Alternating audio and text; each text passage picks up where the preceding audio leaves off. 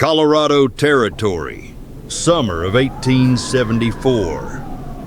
The wind swept across the high, dry plains, carrying with it the scent of ash and scorched grass. Beneath a gray sky, the sun hung like a dim silver coin, suspended in a haze of memory.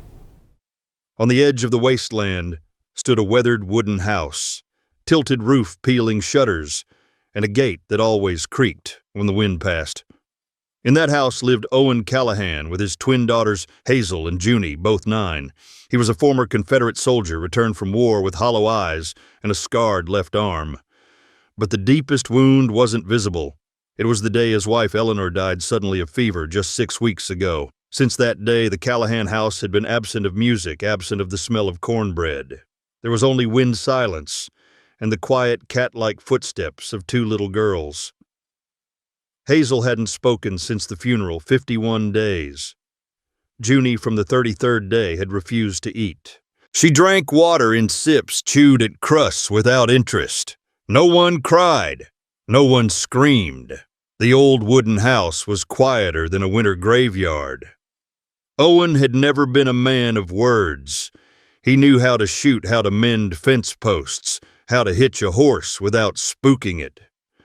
But the language of pain in his daughter's eyes, that was a language he never learned. He tried singing. He tried making Eleanor's corn chowder, but his voice came out dry as straw, and the chowder burned to the bottom of the pot. Hazel sat by the window, wordless. Junie curled by the hearth, hugging a frayed stuffed rabbit. Since Eleanor passed, he had tried hiring help. 3 women came, each lasting less than a week. One left before dawn, after Hazel stared at her for hours without blinking. Another cried when Junie threw her food on the floor without a sound. The third simply said, "This place is too quiet," and rode off without collecting her pay. The house seemed to resist healing, as if grief had seeped into the floorboards. On the 53rd day, Owen wrote a letter to an old acquaintance in Canyon City. He asked simply if there was anyone good with children, not afraid of work, the quieter the better. He didn't expect much. Still, 12 days later, a modest horse-drawn carriage stopped at the gate. Tessa Langley stepped down. She wore a deep blue dress with sleeves rolled up and a canvas satchel across her hip. Her walk was neither rushed nor sluggish, steady as someone familiar with uneven dirt. Her hair was braided neatly behind her head, and her eyes, when they met Owen's for the first time, didn't shy away, nor did they challenge. They simply saw, like a lake so still you could see all the way to the bottom. "I'm Tessa," she said. Her voice was neither soft nor sharp, like wind passing through old willow trees at dusk. Owen only nodded.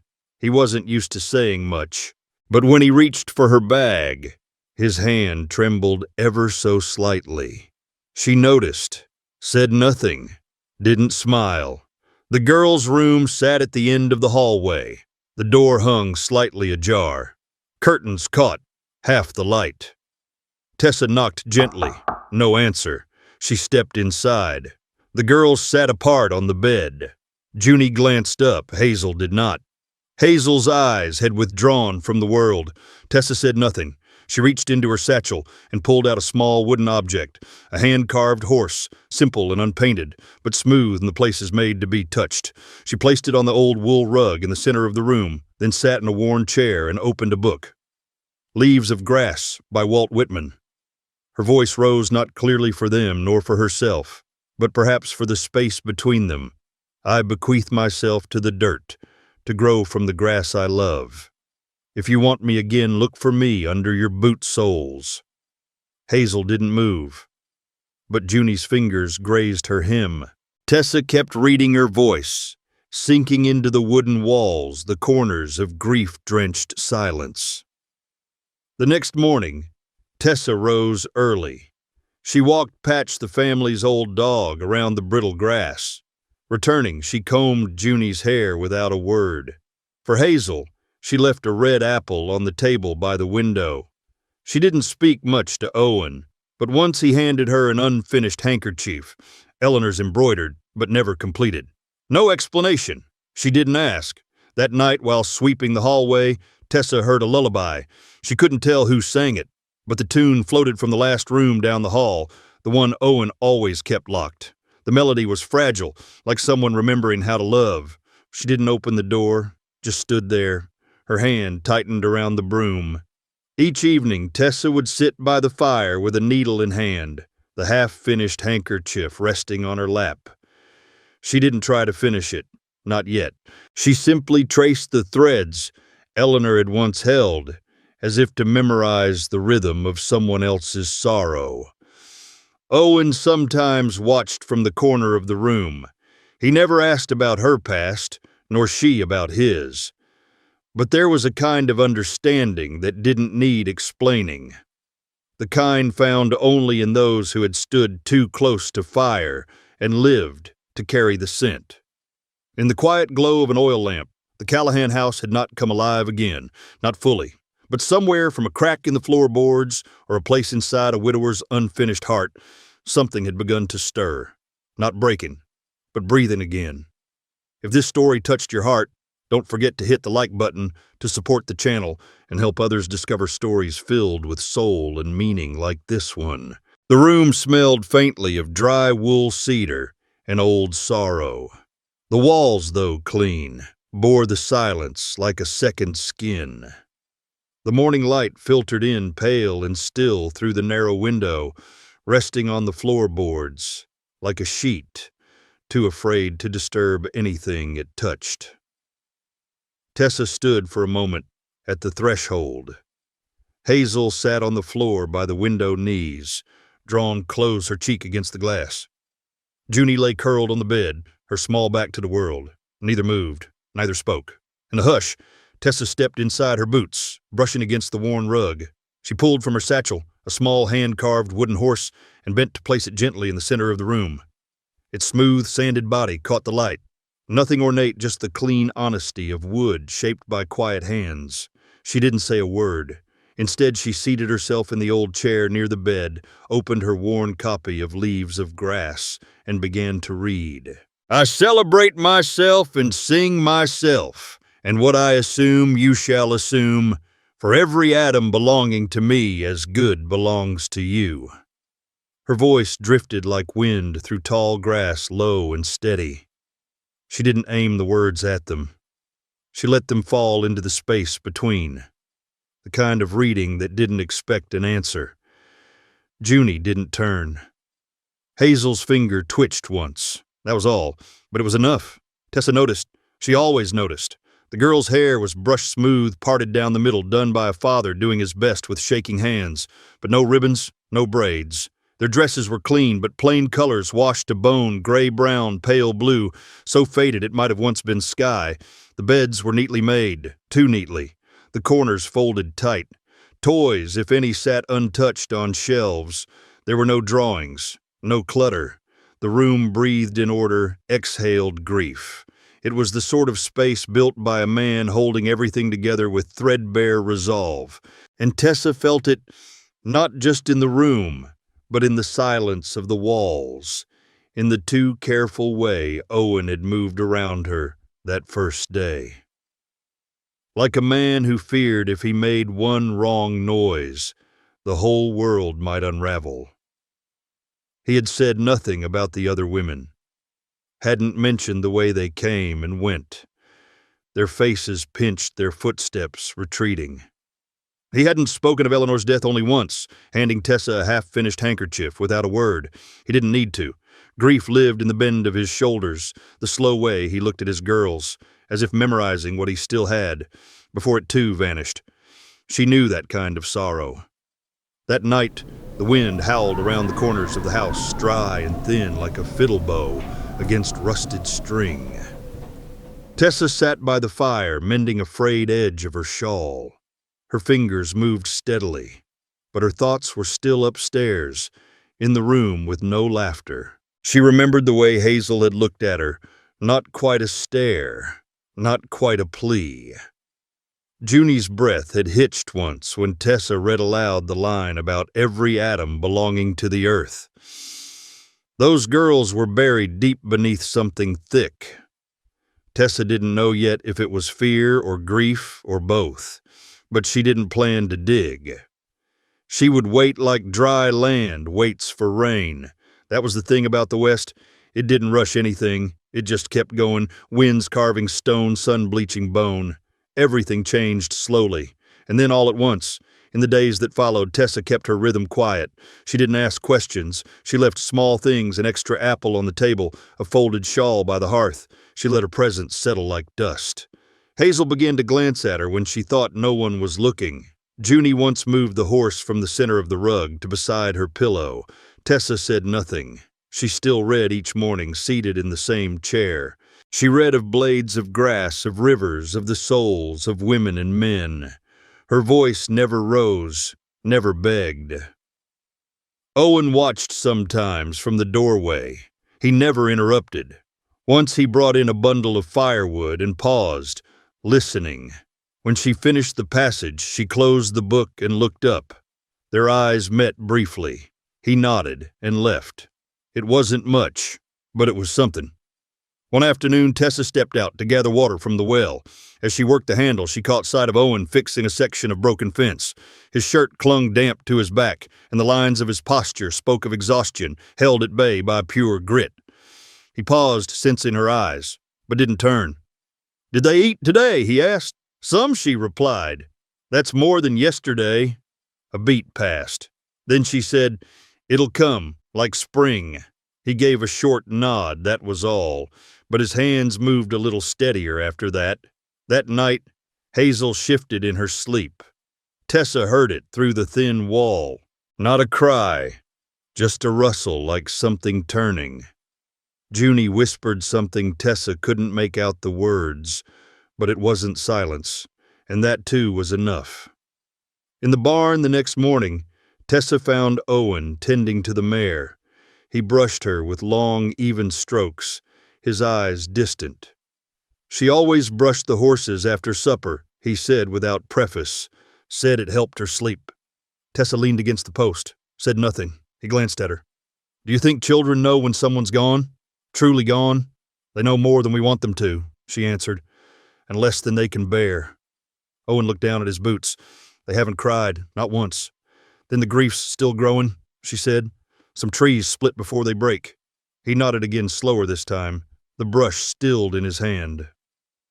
That evening, Hazel touched the wooden horse's back before curling into her blanket. Junie tucked the frayed rabbit under her chin. Tessa sat quietly in her chair, the fire casting long shadows on the floor.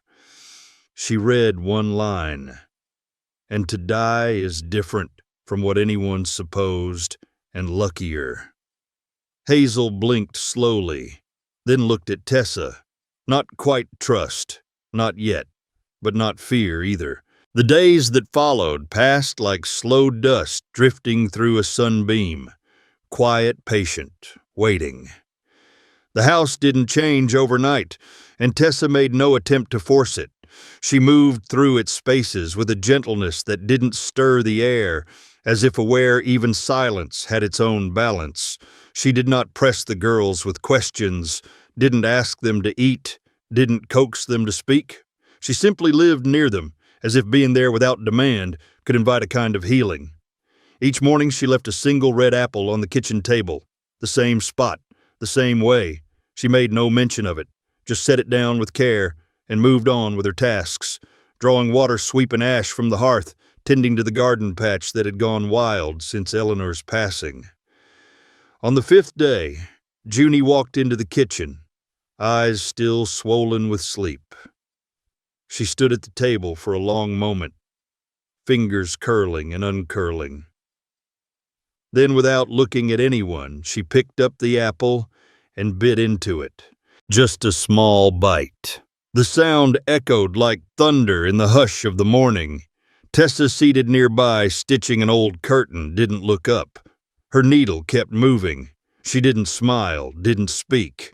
That, too, was deliberate. Hazel didn't react. She remained by the window, as always, her small hands pressed to the glass, tracing something unseen. But something had shifted. It wasn't loud. It didn't announce itself. Like a ripple in a long, dry creek bed, it just began. Later that afternoon, as the wind picked up dust from the plains and sent it dancing in eddies near the barn, Owen returned from checking the fence line. His boots carried the smell of grass and sweat, and his shirt clung to his back like second skin. He didn't say anything as he passed through the kitchen, but paused at the doorway, holding something wrapped in linen. Tessa looked up briefly from the bread dough she was kneading. He walked over and set it on the table, then turned and walked back out. Tessa waited until she heard the barn door creak shut. Then she unwrapped the cloth. Inside was a handkerchief, half-embroidered thread still looped through the final stitch. The design was of mountain lilies, faint outlines in soft blue, Eleanor's work. She knew without asking. Tessa folded the cloth slowly, almost reverently, and set it beside her on the table. No note, no explanation, but it spoke plenty. That night the wind changed. It came down from the north cooler, brushing past the eaves like a whisper. The shutters groaned softly. The old beams above creaked like someone turning in sleep. Tessa sat up late mending a sock under the low glow of the oil lamp. The fire had died down to embers, and the girls had long gone to bed. Even the old dog Patch had curled into his corner. She was just about to stand and douse the lamp when she heard it, faint from down the hall. A voice, not speaking, singing, low, fragile, like wind weaving through broken fence slats. A lullaby. The words weren't clear, not from where she sat, but the melody lingered. Not the tune of something learned, but something remembered. A cradle song sung too many nights in a row. Worn into the soul. She rose slowly, feet silent on the floorboards, and moved to the hallway. Her eyes adjusted to the dimness. The sound was coming from the last door at the end of the hall, the locked door. Owen had never mentioned it, but something in the way he passed it, always slightly turned, never looking directly, told her everything she needed. She didn't approach, just stood in the hallway, listening. The singing stopped as suddenly as it had begun. Tessa stood a moment longer, then turned and walked back. She didn't sleep much that night. In the morning, Junie ate 2 bites of porridge. Hazel moved the wooden horse half an inch from its usual spot. Barely a shift, but her fingers lingered on it. Owen said nothing when he came in for coffee, but Tessa caught a flicker in his eyes when he saw the empty spot where the apple used to be. The day unfolded slowly. She read from Whitman again in the girls' room, letting the rhythm fill the quiet space. I am large. I contain multitudes. Hazel blinked. Junie adjusted her blanket. Still no words. But the silence felt different now, less like mourning, more like waiting. That evening, as twilight slipped in through the windows, turning the walls gold and then gray, Owen lingered by the hearth after supper. He held his coffee like it might offer answers. He finally spoke. She sang to them every night, he said, voice low, always the same tune. Tessa looked up from the sewing basket. Was that what I heard, she asked? He nodded slowly. I haven't been in that room since the day she passed. He didn't say more. He didn't need to. Tessa nodded, her expression unreadable. But in her lap, her fingers paused, holding the thread in place. Outside, the wind kicked up dust again, spinning it across the porch like ghosts dancing in the dusk. Inside, the house still creaked, still held its breath. But beneath the silence, something moved. Not loud, not fast, but real, like the first echo returning to a canyon that had forgotten its own voice. The morning began like any other, a hush held between shadows and dawn, the prairie still as a held breath. Tessa rose early the way she always did, her hands already knowing the shape of the day before her mind caught up. She lit the stove, stirred the coals, and set water to boil. The house stirred gently with the rhythm of habit. She found the girls where she'd left them, as always Hazel, by the window, Junie at the foot of the bed, fingers playing with the hem of her nightdress. No words passed. The quiet had become something shared, not feared. Tessa opened Leaves of Grass and began to read, the same voice calm as stream water, unhurried and clear. Have you reckoned 1,000 acres much? Have you reckoned the earth much? Then Hazel spoke. Just one word. Mama. It came out like something torn loose, not loud, not soft, but full of weight. A whisper from a place deep and hollow. Junie didn't flinch. Tessa looked up only briefly, her eyes meeting Hazel's. She didn't smile, didn't cry, just nodded once slowly. Then she turned the page and continued reading. That was all. But in the corner, Junie's fingers stilled. That night, the wind had dropped. The air pressed against the walls like a held breath. The moon hung low and pale over the edge of the horizon, bleeding light into the clouds. Owen sat by the hearth, elbows resting on his knees, a coffee cup cooling in his hand. Tessa moved around the kitchen, quiet as habit. She didn't need to look at him to know he was ready to speak. She felt it like a shift in barometric pressure. He cleared his throat. She said that name today, didn't she? Tessa nodded, setting down a plate, just once. He didn't respond at first. His thumb traced the rim of the cup. She was never the same after the baby, the one we lost. Tessa stopped moving just briefly. She held on for a few days, he continued. Said she'd be all right, but something in her eyes, it had gone somewhere I couldn't follow. He exhaled slowly. She sat in that room, the one at the end of the hall, for hours. I'd find her humming sometimes, just staring at the wall. She didn't talk much. The girls, Tessa asked softly. She wouldn't let them near. Not at first. Then she started writing them little notes, folding them into dolls' dresses. Sometimes she'd whisper to them through the door. His voice broke slightly. I thought time would fix it. Tessa sat across from him. The light flickered on her face. She didn't interrupt. Then one morning he said I woke up and she was gone. He looked at the fire. She didn't leave a letter. Just the smell of her perfume in the room. And the crib, empty. Outside, a coyote howled, far and thin. Owen's eyes didn't leave the flame. She never really came back after that birth. Not all the way. Tessa spoke gently. You mean she died that night? He shook his head. No. Weeks after, her body just gave out, like it was tired of carrying what was inside. Tessa looked down at her hands, then back at him. And you think it was just her body? He didn't answer, because he didn't have to. That night after the house had gone still, Tessa stepped lightly into the girl's room. Hazel was already asleep, or close to it, curled toward the window. Junie's breathing was soft, regular. Tessa leaned down and gently pulled the blanket over Hazel's shoulder. As she turned, Hazel's small hand reached up and caught her wrist. Their eyes met in the dim light. No words, just a quiet plea in Hazel's eyes, something raw, unsure. Tessa didn't pull away. She held Hazel's gaze, then brought her free hand to rest over the girl's fingers. A moment passed between them. Then Hazel let go. Tessa left the room without a sound. Back in her room, Tessa sat on the edge of her cot, letting her shawl fall loose around her shoulders. Her mind drifted not to the present, but to another life. Another woman. Years ago, during the war, she'd worked in a field hospital outside Shreveport. One night, a young woman had been brought in bleeding after childbirth. She sang the whole time, even as the doctors fought to save her. Her voice had been faint, almost ghostly. Tessa had held her hand through the final hour. The song she'd sung that night was the same lullaby Tessa had heard behind the locked door. It wasn't just grief that haunted the house. It was memory. Memory that passed through women like river mist, clinging to skin, voice, silence. Owen didn't sleep that night. He lay in bed, eyes fixed on the ceiling as the hours passed. Just before dawn, he rose. The house creaked underfoot.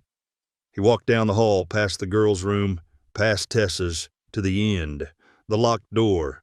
His hand rested on the knob. The metal was cold. He didn't open it, not yet. He just stood there, staring at the wood, remembering the last time he'd turned that handle. Then with a breath like breaking ice, he twisted the knob. The door opened with a soft groan.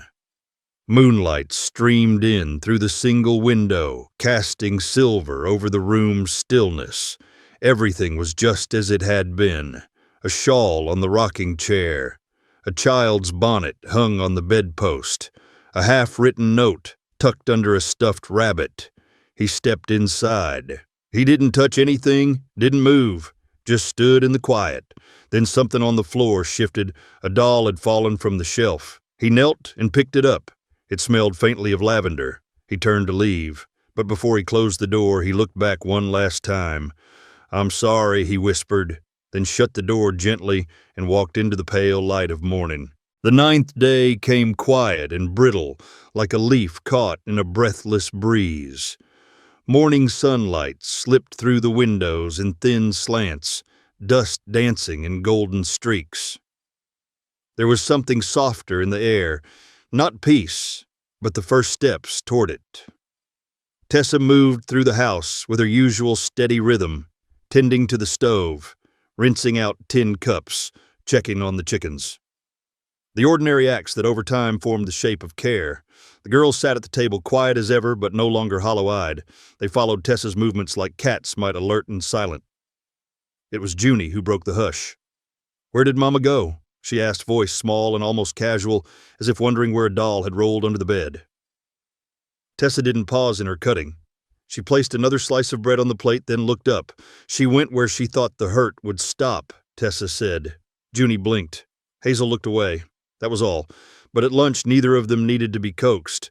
They ate the soup placed in front of them, slow but steady. No protest, no prompting.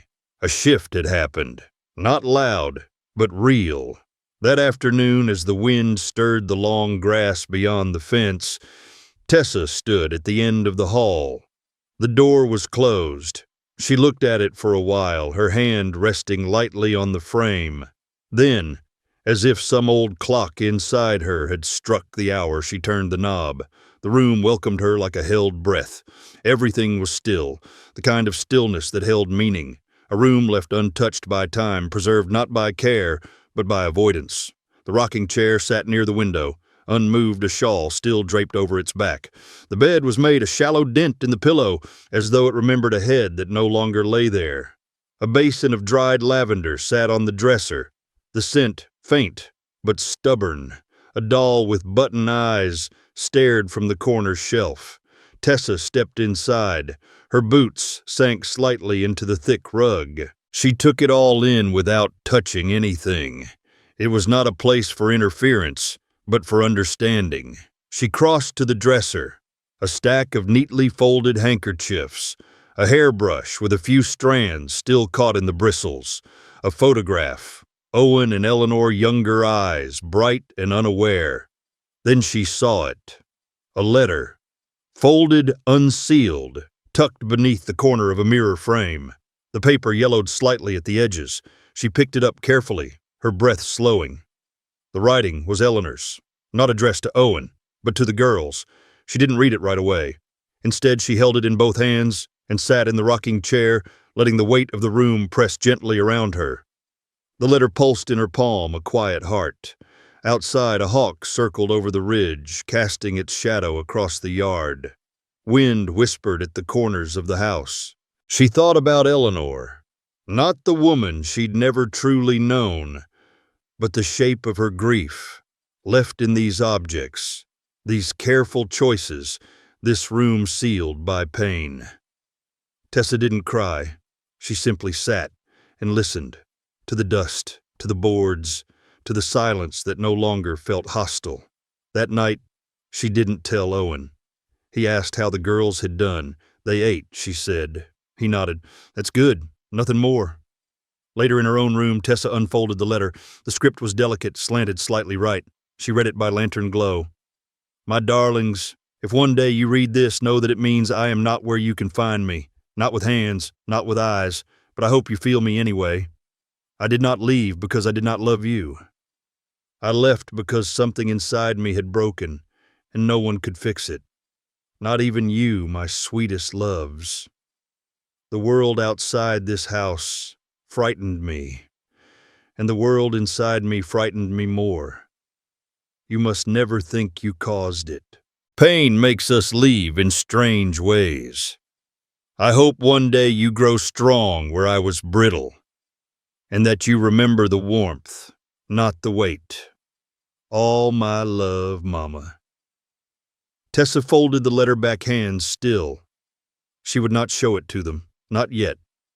Maybe not for years, but she would keep it safe. In the morning, Hazel placed the wooden horse back on the rug's center. Junie tucked her blanket neatly for the first time. Neither spoke, but both looked at Tessa as she entered, not with fear, but with the beginnings of trust. Tessa read as always. The smallest sprout shows there is really no death. Hazel closed her eyes. Junie leaned her head on her sister's shoulder, and somewhere in the dust, the echoes softened. The wind picked up that morning, not hard, just enough to whisper through the brittle grass and stir dust at the windowsills. Tessa sat at the table long after the girls had gone outside, the letter spread before her like a wound reopened. She read it again, slower this time, letting each word settle like ash. There had been a second page, folded behind the first. Owen never knew about before, and I pray he never will. The man who came through, who said he had rights, I told him to go. I begged, I threatened, but I knew he'd come again. He said the child might be his. I didn't believe him, not truly, but the doubt, it burrowed in and it grew. I never told Owen. I couldn't. He would have hated me for even letting that kind of man close. Tessa closed her eyes. It was a different kind of grief now woven with fear. The woman in the letter was no longer just a fragile mother, undone by sorrow. She had been a woman running from a shadow that still knew her name. Owen came in from the pasture with dust on his sleeves and a quiet in his bones.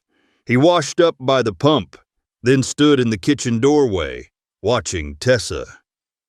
"You look like someone read bad news," he said. She folded the letter, in a way. He nodded, waiting. Tessa didn't speak right away. She moved to the stove, ladled soup into 2 bowls. They sat down across from one another. The silence between them had changed over the past days. It was no longer made of avoidance. It had become a kind of agreement. "I found something," she said finally. In her room, Tessa nodded. "A letter, not for you. For the girls." Owen's jaw tensed. "She loved them," Tessa said. "That much is clear. But there's more. Something she never told you." She paused, giving him time to brace. He didn't speak, but his hands gripped the spoon a little tighter. She mentioned a man, someone from before, someone who showed up after the war claiming that one of the girls might be his. Owen froze. Tessa lowered her eyes. She said she didn't believe him. Not really. But the seed of doubt, it never left her. For a long moment, Owen didn't breathe. Then he leaned back, staring at the rafters like the truth might be hiding in the beams. "She never told me," he whispered. "She couldn't," Tessa said. "She was already breaking. She thought telling you would be the end of it." Owen stood, abruptly knocking the chair back. He walked to the door, then stopped, one hand braced against the frame. His shoulders sagged. "I asked her once," he said, "near the end, when she'd hardly speak. I asked if there was something she needed to say." He looked back at Tessa, eyes red but dry. She just said it wouldn't help. Then she kissed the girls and shut the door. He shook his head. I thought she was lost in her own sorrow, but it was more than that." Tessa rose quietly. She stepped to him slow and steady, as one might approach a wounded horse. "You did what you could," she said. He looked at her. "Did I?" She nodded. "You held the house together? You kept them fed. You tried." He sat down again, heavy, with something too large to name. "I never told them the truth," he said. "I never told them anything, just let the silence take its place." Tessa placed the letter on the table. That silence didn't protect them, it just grew roots. He stared at the envelope but didn't reach for it. "You think they should read it?" "Not now," she said. "Not yet, but they will need to, one day." Owen nodded slowly, his fingers brushing the edge of the paper. Eleanor, she thought silence was mercy. "It isn't," Tessa said. They sat like that for a while, 2 people surrounded by truth, too long buried. That night after the girls were asleep, Owen stepped out into the yard. The stars were thick, the sky deep with the kind of dark that held memories. He walked past the fence line to where the wind ran open. He knelt, and for the first time since Eleanor had died, he let himself grieve, not with anger, not with guilt, but with the ache of not knowing, of not asking, of loving someone who had carried too much alone. Tessa watched from the porch, arms wrapped in her shawl. She didn't move, didn't follow. Some things a man had to do in silence. She turned back inside and placed the letter in the drawer by her bed. It would stay there until the time was right. The day started with the sound of boots crunching gravel, a sound out of rhythm with the morning's quiet. Tessa was hanging linens on the line, fingers stung by the dry wind when she caught the shape moving down the road, a man on foot, tall, slow, carrying nothing but a small bag slung across one shoulder and the kind of posture that didn't care to be welcome. He looked like he belonged to the wind, and dust clothes creased with travel skin weathered to leather and eyes like flint flat gray, dangerous. When he reached the gate, he didn't tip his hat or call out. He just stood there watching. Owen stepped out from the barn, wiping his hands on a rag, squinting toward the figure. "Help you." The man's voice was rough, as if unused for some time. "Name's Silas Maddox." That name hit the air like a rifle crack. Owen went still. Silas's lips curled in something between a smile and a sneer. "Used to know Eleanor." Tessa came to stand beside Owen, her hand tight on the apron's hem. Silas's eyes moved to her, then past her to the house. He saw the girls in the window. Hazel stepped back. Junie ducked. Owen's voice was low. "You need to go." Silas didn't move. That any way to treat a man who might have business here? Owen's jaw tightened. "What kind of business, old ties? Unfinished things. Those things died with Eleanor," Silas chuckled. "You sure about that?" They sat him on the porch because letting him inside felt wrong. Tessa fetched water but didn't hand it to him directly. He took it with a nod, never looking away from Owen. "I came through these parts once round the end of the war. Eleanor was in a bad place then, so was I. We helped each other survive, if you understand my meaning." Owen didn't blink. Then she wrote years later, said she'd moved on, started a new life. I respected that, I did. Silas leaned forward, but I always wondered. Tessa didn't speak, but she felt her pulse in her wrists. Something about the way he looked at Hazel, not just as a stranger, but as someone measuring something. Owen's voice was like gravel. "You have no claim. Maybe not. Maybe it's just ghosts. But a man's got a right to look a ghost in the face, don't he?" "You got 5 minutes," Owen said. "Then you go." Silas shrugged. "Fair." The next day, Silas didn't leave. They found him early standing by the corral talking to the mare like she was an old friend. When Owen told him to go, he just smiled and said he'd camp by the river for a few nights. Tessa knew better. Men like him didn't drift without purpose. They circled. That night after the girls were asleep, Tessa and Owen sat by the fire. "He's not here for nothing," she said. "I know." Owen rubbed his temples. "Eleanor told me she had hard years. I never asked for details, never wanted to know. She was scared, Owen. That much is clear." He nodded. "I read the letter again. I see it now." Tessa stared into the flames.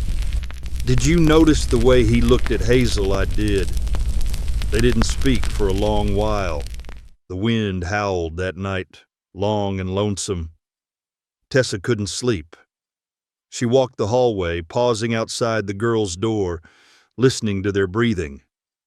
Then she heard something, a low voice. She stepped quietly to the window at the end of the hall. Below, near the barn, Silas stood with his back to the house, smoking.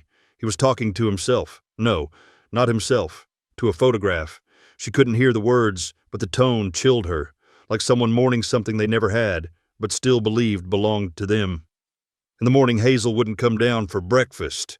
Junie said she had a stomach ache, but Tessa knew it was more than that. She brought a slice of bread and apple upstairs. Hazel sat on the edge of the bed, eyes distant. "Did you ever know someone," she asked, "who looked at you like they knew something you didn't?" Tessa sat beside her. "Yes. What did you do?" I waited, watched, then decided for myself what was true. Hazel nodded slowly. She took a bite of apple. Owen found Silas again that afternoon, too close to the fence line. "You said a few nights? That was one night ago." Silas didn't rise, just looked up from where he sat. "I think I see her and that girl," he said, "the older one." Owen's voice cracked. "You leave them out of this." "Maybe I will, maybe I won't." Owen stepped forward. "I don't care who you were. You got no place here." Silas stood slowly. "We'll see." That evening, Owen sat alone by the hearth. He held Eleanor's photo in his hand.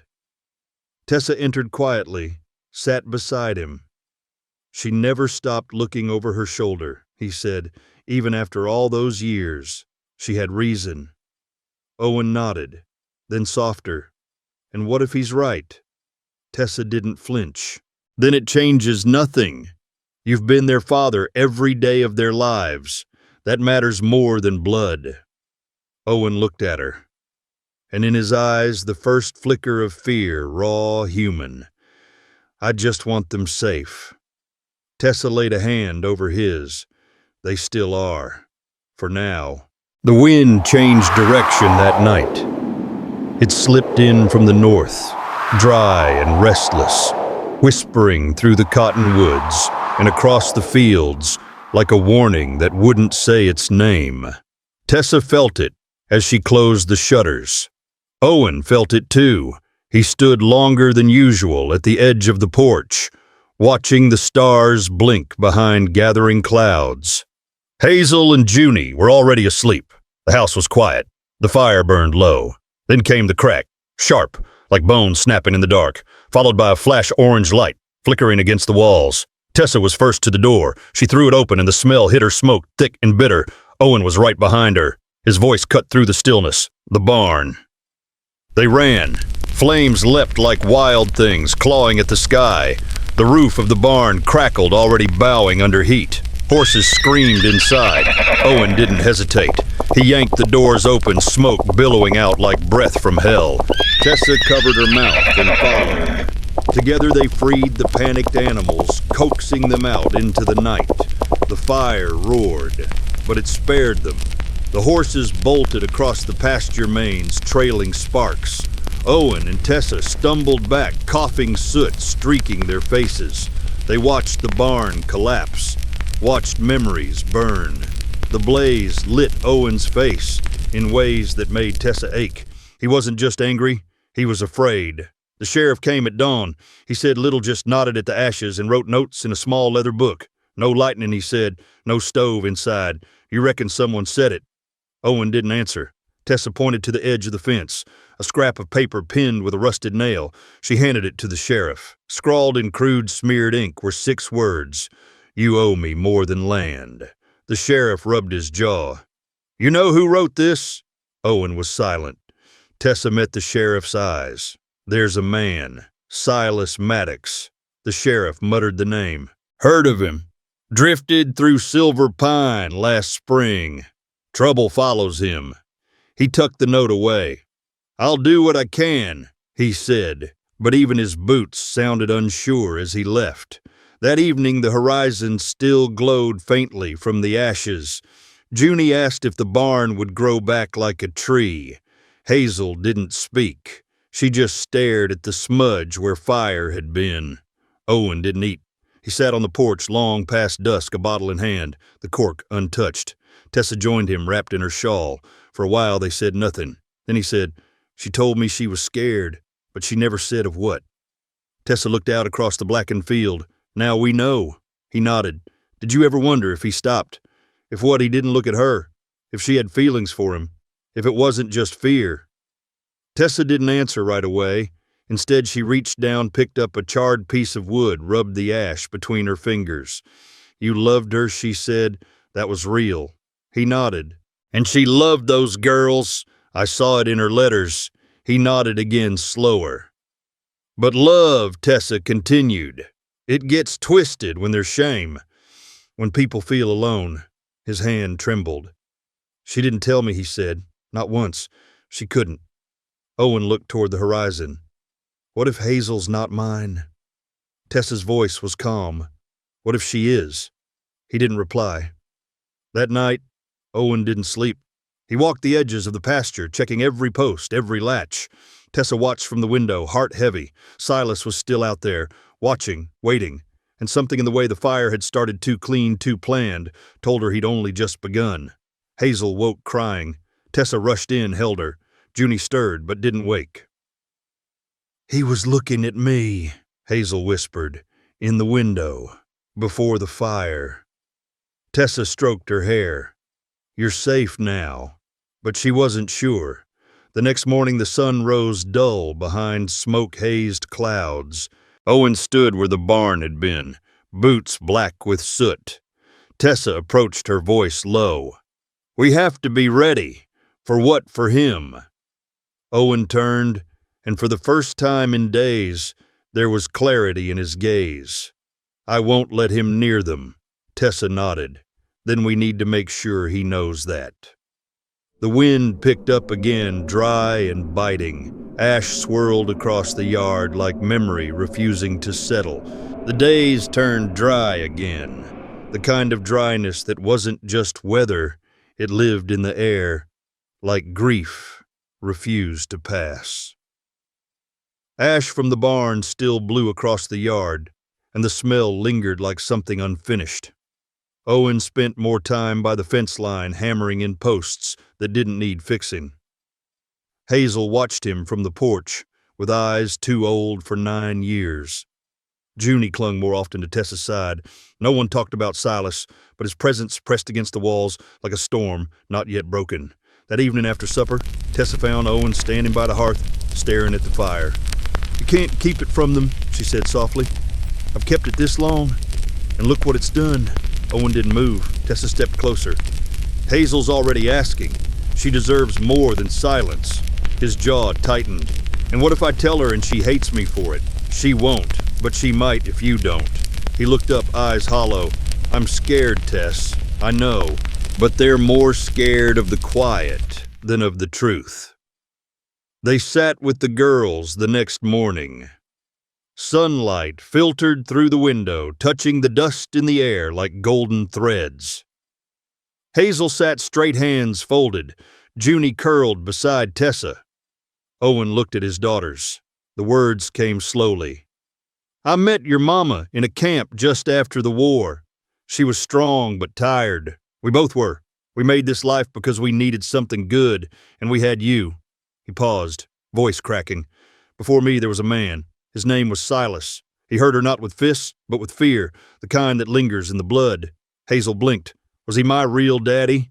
Owen leaned forward, elbows on his knees. By blood, I don't know, but by every other way that matters, yes. You are mine. Hazel held his gaze, then looked down at her hands. Okay, it wasn't relief, but it was acceptance, a kind of grace. Junie whispered, Is he going to come back? Tessa smoothed her hair. He might try. But you're not alone. Not ever. That afternoon, Tessa stood at the edge of the pasture, watching dust swirl in the heat. Owen joined her. I remember her, Tessa said. Your wife. He looked at her, startled. We were both at the same field hospital.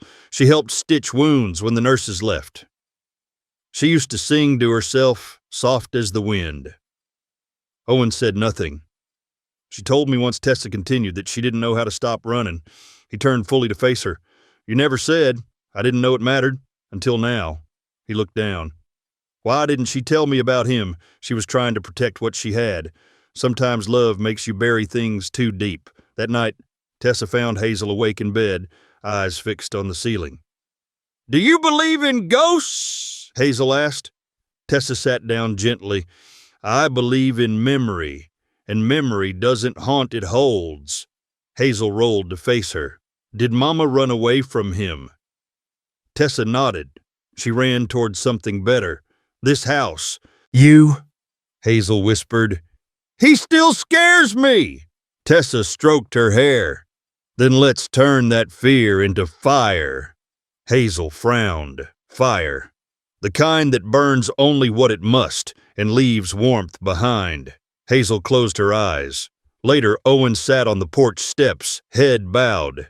Tessa joined him, wrapping the shawl tighter. She loved you, Tessa said. I don't know if that was enough. It was more than enough. You gave her peace, a home, and you gave those girls something Silas never could. What's that, safety? He nodded slowly. I'm afraid she's still here somehow, watching, judging. She's watching, but not to judge. He looked up. Then why to remind you that you did what mattered most? Tessa reached over, took his hand. I see you, Owen.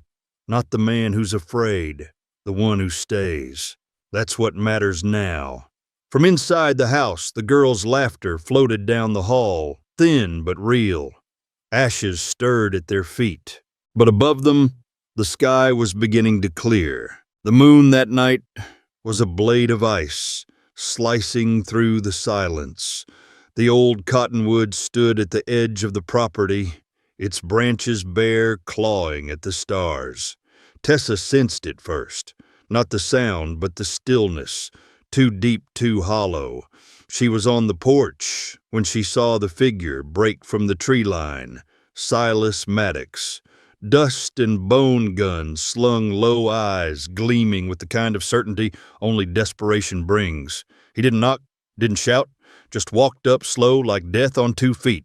Owen met him halfway, rifle cradled, but not aimed. Silas stopped under the cottonwood. I'm here for what's mine, he said. Owen's jaw clenched. They're not yours. One of them is. You know it.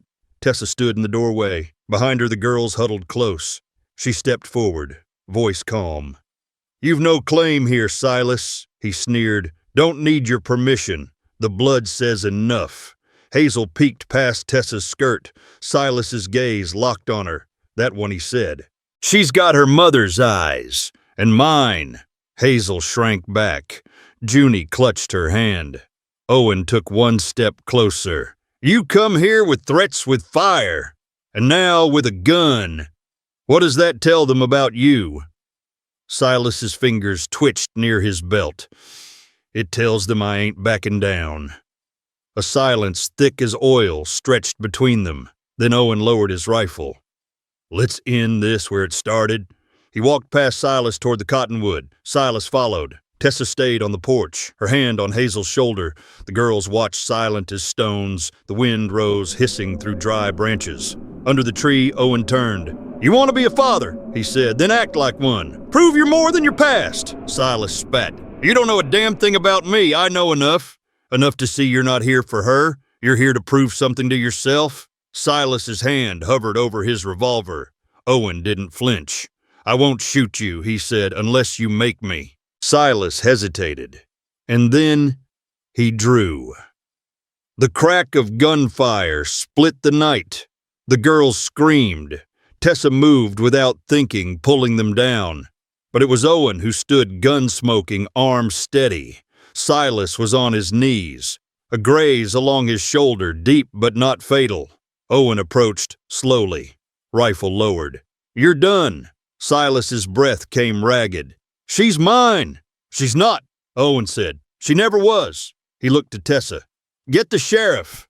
It was near dawn when the sheriff arrived. He listened, said little, and took Silas into custody without fuss. The man didn't fight. As they led him away, Hazel watched from the window. Will he come back? She asked. No, Tessa said. Not like that. A week later, papers arrived by post. A will written in Eleanor's hand long before her passing. In it, she named Tessa Langley as guardian of the twins, should anything happen to Owen. Owen held the paper like it might dissolve. She trusted you, he said. Tessa didn't speak, just nodded once. That evening, they stood beneath the cottonwood. The bark still bore the scar of gunfire. The wind was softer now, brushing the grass in slow waves. I wonder if she saw all this coming, Owen said. She saw enough to write your name, Tessa replied, and mine. He exhaled. I failed her. I failed them. No, she said gently. You kept going. That's all any of us can do? The girls were chasing fireflies barefoot. their giggles curling into the twilight. Owen watched them, then looked to Tessa. "If I can't raise them, I want you to. You already are." Tessa met his gaze. "Then I will." They stood side by side as the stars came out silent as sentinels, and for the first time in a long while the plains felt still. May came like a soft promise. The land around the Carrion homestead began to green slowly, as though remembering what warmth felt like. Wildflowers poked up from the thawed earth. Calves were born in the low pastures, their cries sharp and new. And inside the kitchen, laughter began to return, not in abundance, but in small, cautious echoes. Tessa moved quietly through the mornings, watching the girls braid each other's hair at the table, the way Junie added wildflowers to hers, the way Hazel concentrated on her sister's part, like it was the most important thing in the world. Owen, however, had grown pale. The cough that had once only visited in the cold now stayed through the days. His shoulders stooped. His appetite disappeared like dew under sunlight. He called it weariness, but Tessa saw the truth. And in the dark hours when the girls slept and the wind curled around the windows like old regrets, she sat by his bed, reading aloud from the newspaper or from Eleanor's Bible, her voice a soft tether to the world. "I never thought I'd see spring again," Owen murmured one morning as Tessa opened the shutters. His eyes lingered on the dancing green beyond the glass. "But here it is. You made it," she said gently. "Maybe not for long," he replied, "but long enough." That evening they walked slowly with Tessa supporting his elbow to the cottonwood tree. The bark still bore the scar of the night Silas came. Owen leaned against the trunk, breathing in the scent of earth and wind. "I don't want them to remember me in this bed," he said. "I want them to remember this, the sky, the land, the way it all feels right now." "They will," Tessa said. "And you?" he asked. She looked at him, the wind catching wisps of her hair. "I already remember." When the cold returned, it came fast. The doctor came once more left with no prescriptions, only silence. Owen could barely rise from bed. The girls sat close now, reading to him, playing soft melodies on a cracked fiddle they'd found in the attic. On the last night, the fire was burning low. Tessa sat beside him, holding a cup of water to his lips. "I don't want them to be afraid," Owen said. "Tell them I went with the wind." Tessa nodded, unable to speak. Her fingers trembled as they tucked the quilt tighter around his chest. "She called you Mama once," Owen whispered. "Eleanor, in her last letter." Tessa's eyes filled. "You are," he said, and reached for her hand, the strength in his fingers a flicker. "You always were." Just before dawn, his breath slowed. He left the world without sound. No thunder, no storm. Just a hush and a hand in hers. They buried him beneath the cottonwood. The wind carried prayers that morning. The preacher from Brush came simple and kind. The sheriff nodded in respect. A few neighbors stood in silence, hats in hand boots sunk in thawed dirt.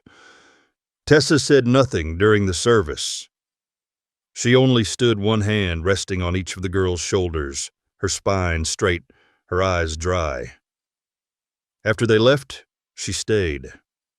Long into the dusk, after the girls had gone inside, she sat against the bark, her skirts pulled close, watching the horizon deepen to indigo. "I wasn't ready," she whispered.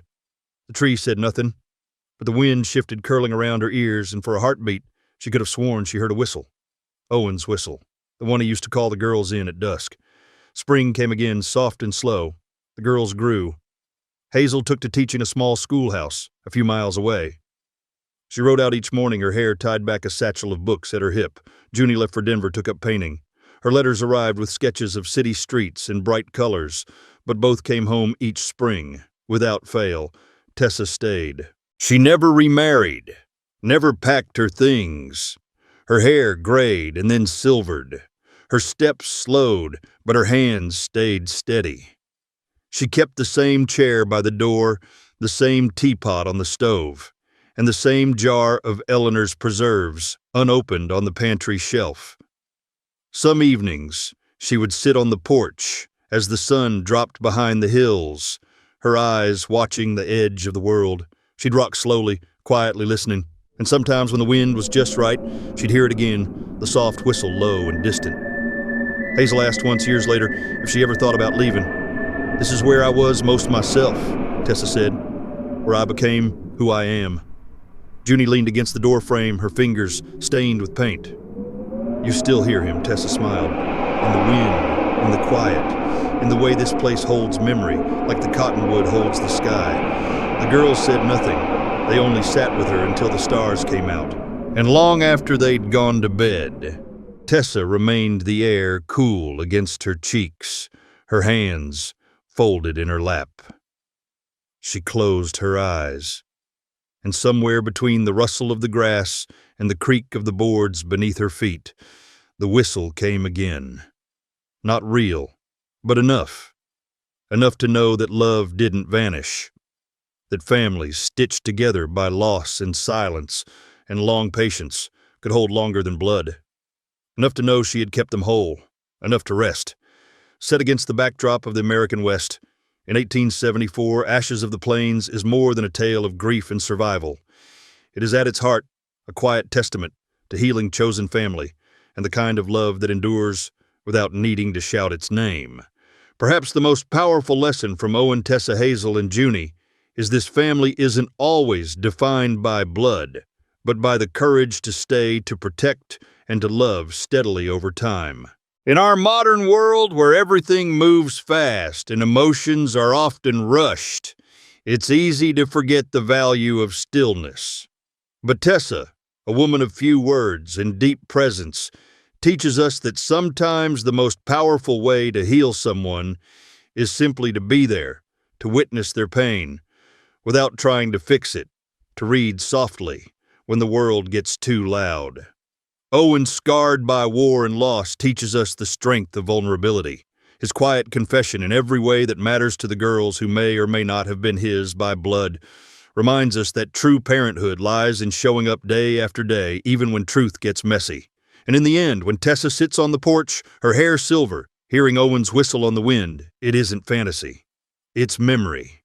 It's hope. It's the soul's way of saying love doesn't vanish. It lingers in the smallest things: a folded quilt, a rocking chair, a sigh in the breeze. So if there's one thing to carry from this story, it's this: slow down, love deeply, and never underestimate the quiet power of showing up for someone with patience, with presence, and with grace. Some families, like the Carrions, are stitched not by lineage, but by loyalty. And that, too, is sacred. If this story touched your heart, don't forget to hit the like button to support the channel and help others discover stories filled with soul and meaning like this one. Make sure to subscribe so you won't miss the next chapters in this Western journey where memory, family, and untold truths still smolder beneath the dust. And most of all, I'd love to hear your thoughts in the comments. What moved you the most? Did the character remind you of someone in your own life? Every word you share is a spark that keeps these stories alive, like the wind whispering through the old plains.